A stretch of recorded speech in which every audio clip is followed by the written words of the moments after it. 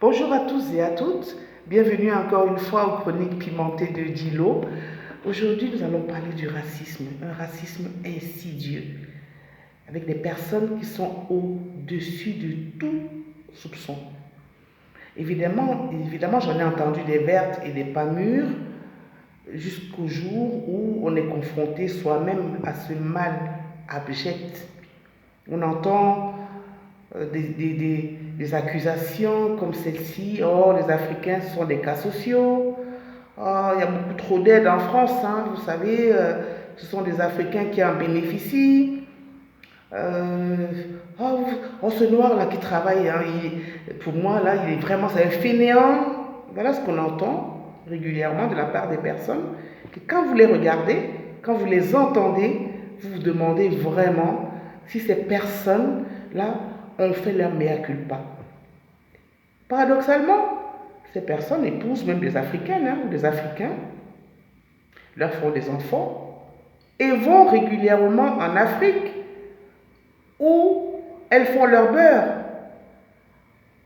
Elles arrivent en conquérant, évidemment, comme il y a le syndrome de la plantation qui sévit encore en Afrique, elles ont les plus gros contrats et elles prennent cet argent en Afrique pour l'amener en France.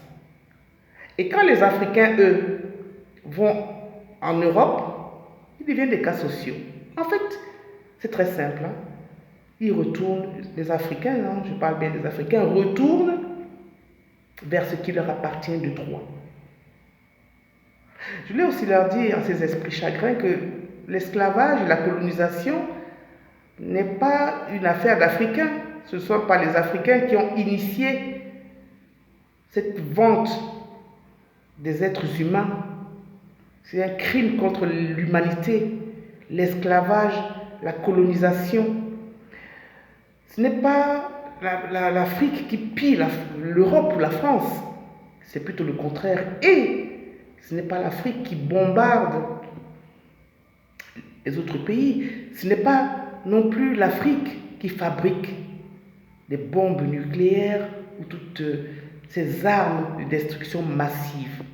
Alors, il faut un devoir de mémoire et ce devoir de mémoire impose l'humilité.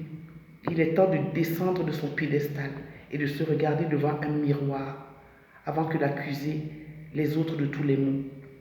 Marcus Garvey, le père du panafricanisme, disait, très justement d'ailleurs, que l'avenir du noir hors de l'Afrique, il disait plutôt l'avenir de l'Africain hors de l'Afrique n'est que ruine et désolation.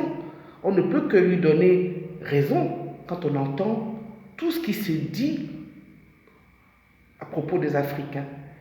Pour le vivre ensemble, c'est très compliqué quand on entend ce genre de discours. C'est la raison pour laquelle aujourd'hui, je tenais à dire non au racisme, à ce racisme insidieux qui, quand les gens parlent, on croit qu'ils aiment l'Afrique, mais en fait, ce sont les ennemis de l'Afrique. Ce sont les ennemis de l'Afrique. À tout bientôt pour une autre réflexion sur le racisme.